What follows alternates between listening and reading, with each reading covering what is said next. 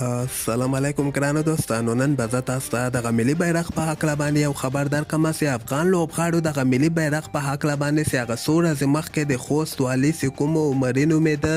هغه دغه بیان ورکړی و چې باید دغه بیرغ ملي بیرغ چې کوم ده په خوست کې چې څومره د افغانستان خلک اوسېږي موټرونه هم باید کته کړي، کورونه هم باید کته کړي، دفترونه هم باید کته کړي. باید یعنې په 3 ورځو کې اخطار یې ورکړی و چې دغه بیرغ باید نور په خوست ولایت کې زه ونه وینم. د دغه په جواب کې خو ډیر زیات دغه سوشل میډیا کې مختلف د افغانستان درې رنګه بیرغ نشر کیږي، یعنی خارج کې چې کوم افغانان اوسېږي هغوی هم نشر کوي، افغانستان کې چې کوم اوسېږي هغوی هم نشر کوي. دغلته د افغانستان لوبغاړي خو دې کې شک نشته چې درې رنګه بیرغ سره د افغانستان دغه څومره لوبغاړي چې کوم دي لکه رشید خان، محمد نبی،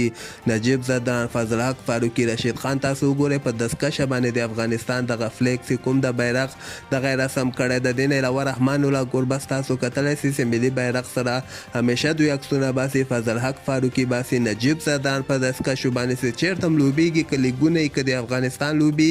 دوی یعنې هلته د ملي بیرغ ته احترام لري، یعنې ډېره زیاته مینه لري ورسره. خو دغه لوبغاړي چې کوم دی لکه رشید خان، محمد نبی او رحمان الله ګربز فلحال خو دوی کوم بیان نه ده ورکړی چې یعنې طالبانو ښه کار کړی که بد کار یې کړی ده. خو دغلته به زه تاسو ته فضل حق فاروقي په هکله باندې یو خبر درکړم چې په ټویټر کې فضل حق فاروقي ډیر زیات اکټیو شوی ده. نن سبا دغه عکسونه هم دی شیر کوي او مختلف قسمه ویډیوګانې شیر کوي چې تاسو وګورئ. دلته یعنې یوه ویډیو د داسې شیر کړې ده چې هلته یې ویلي دي چې دغه بیرغ د موږ ایمان د دغه بیرغ لاندې موږ ژوند کوو. دغلته یعنې مختلف قسمه ویډیوګانې شیر کوي. خو زه به تاسو ته وایم چې یو لوبغاړي ته پکار ده چې دغسې معاملو کې دغه سیاسي معاملې دي دغه کې مداخلت باید ونه کړي. لاندې چې ما کوم کمنټونه د فضل حق فاروقي دغه کومې ویډیوګانې په ټویټر کې شیر کړې ولې زیاتره ورته همدغه ویلي ول چې تاسو په کرکټ باندې توجه وکړئ، دغسې خبرو کې تاسو کار مه لرئ، دغه سیاسي معاملې دي. خو یو خبره به زه تاسو ته وکړم چې دغه د ټویټر کې چې کوم د فضل حق فاروقي د امکان لري چې دا خپله فضل حق فاروقي